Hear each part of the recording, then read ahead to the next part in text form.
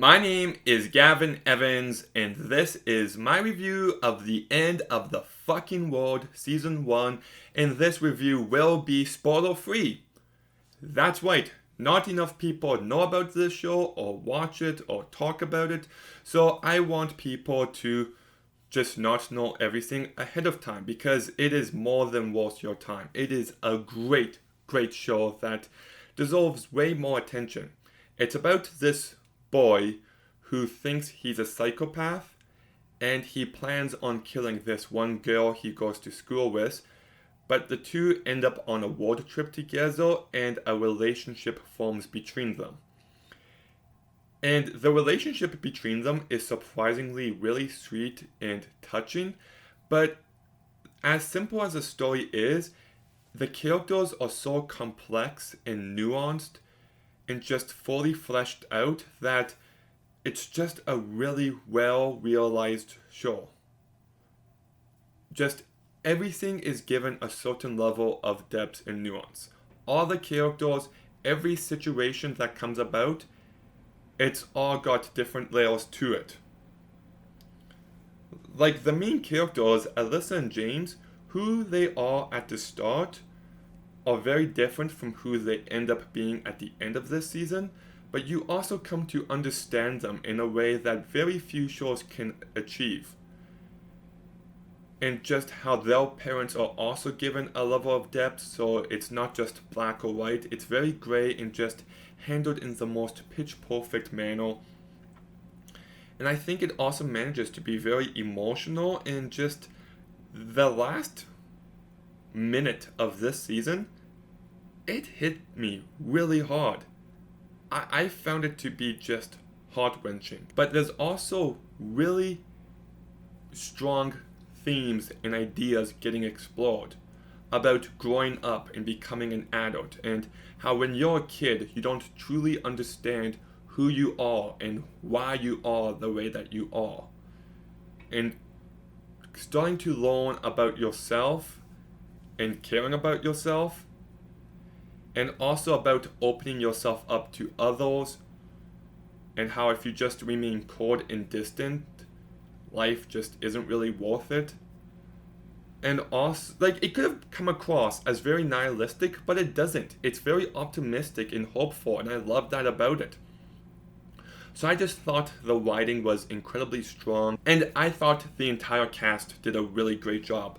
Alex Lothal is excellent as James. He clearly understands this character and just plays him so well. When he's a psychopath, he does that well. When he's in doubt, he does that well. When he's in love, he does that well. And you just get a sense of this character struggling to discover who he is. And is he really this evil psychopath? And I just thought Alex brought a lot of layers to this character. But the standout this season is Jessica Barden. The fact that isn't a household name is a crime. Her performance is brilliant. It's perfect. So much so that Jessica Barden should be said in the same breath as Anya Taylor-Joy. You know, there's always like Florence Pugh and Mia Goth who gets this attention, and I just think Jessica Barden, what she's able to tap into here is great. She manages to be very sweet and charming, but she also brings a certain level of depth to her character, and her emotions always feel sincere. And she's just so charismatic and carries the show whenever she needs to. I think it's a brilliant performance, and the two leads play off each other so perfectly. He's more quiet and she's more full of life and personality, and the contrast between the two works really well. You've also got Wunmi Masaku and Gemma Whelan as the two cops, and they do a fine job. They're not my favorite characters. You've also got Christine Bottomley as Grin, Alyssa's mom, and I think this character does have quite a bit of nuance to her, and she's played incredibly well. Then you've got Naveen Chowdhury as Tony, as Alyssa's stepfather. And you gain a real sense of how terrible this person is early on, and I think the performance is great. You've got Steve Owen as Phil, James' dad, and I think he does a really great job. You've got Barry Ward as Leslie Foley, Alyssa's real dad, and I think he's great, and there's lots of depth to his character, and the way that Alyssa learns about what kind of person he truly is really well done. You've also got Jonathan Iris as a guy named Clive, who isn't in it much, but he does a very good job.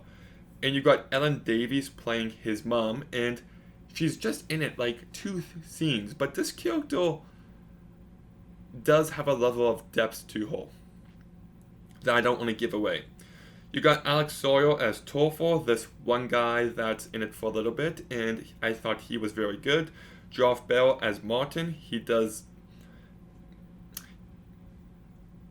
a creep very well. Felicity Montagu as Jocelyn at the gas station, and Earl Bell as Frodo at the gas station are both really good too. And I mentioned quite a few names because as good as the 2 leads are, the rest of the cast is also very strong whenever they need to be. No matter how minor the role is, they're great. It's also very well made by Jonathan Entwistle. I love the style this show has. There's lots of narration, but it doesn't feel in your face. It doesn't feel tacky. It's very smart, the writing, and I think it's used appropriately. I also think this show is quite funny. I laughed quite a few times. It's filled with heart. There's one scene I do want to talk about. Well, it's just a scene of the 2 main characters dancing, and I think it is such a pure scene that just warms my heart. It's just a very, very excellent scene, and yes, that's all I'll say. I don't want to give it away. It's a very well edited show. There's one small edit. It's just stood out to me. Well, Alyssa's talking about something, in the flashback, she's eating something, and then it just cuts to present day where she's eating something too, and there's something about that cut that's so precise and just so satisfying to see.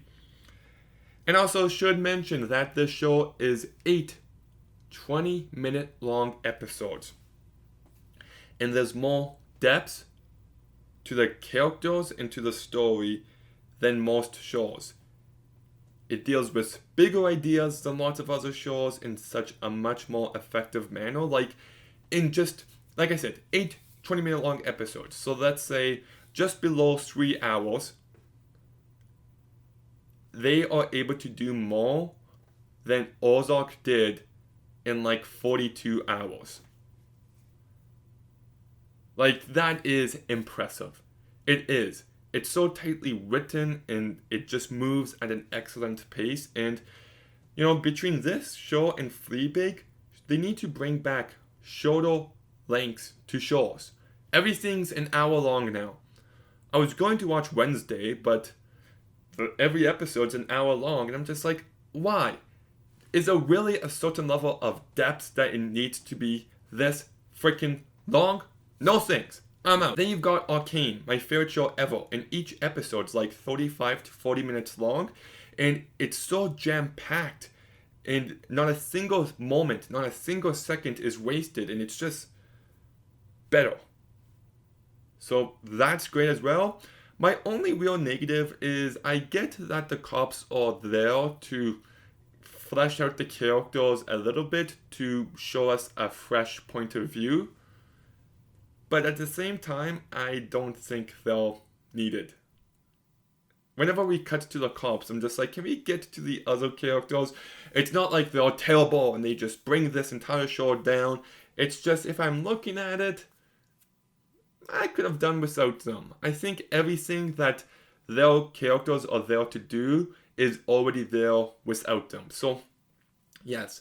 But I love this show. If you haven't seen it, watch it immediately. It's great, it's funny, it's heartfelt, it's smart, it's tightly paced, it's brilliantly acted, it's so well directed, it's smart. I don't know if I already said that. It's just a show that completely won me over by the end.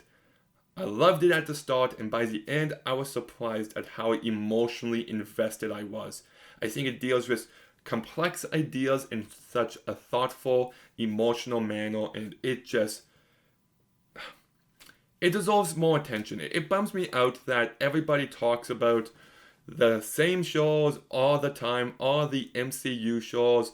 Lord of the Rings was talked about, and it's just shows like this, well, majority of people don't even know it exists. It's just, oh, it just sucks. But I'm gonna go ahead and give The End of the Fucking World Season 1 an 8.5 out of 10.